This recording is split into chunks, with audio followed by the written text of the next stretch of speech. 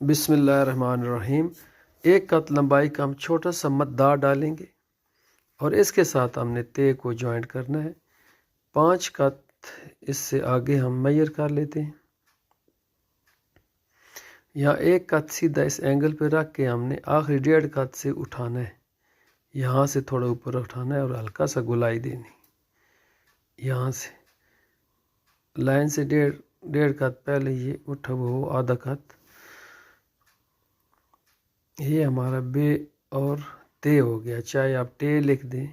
ये मेजर करते हैं तीसरी लाइन से 2 कत है, यहाँ से 1.5 कत है और 5 कत लंबाई है। ये हमारा बे और ते लिखा गया है। सेंटर से हम एक नुक्ता डाल लेते हैं।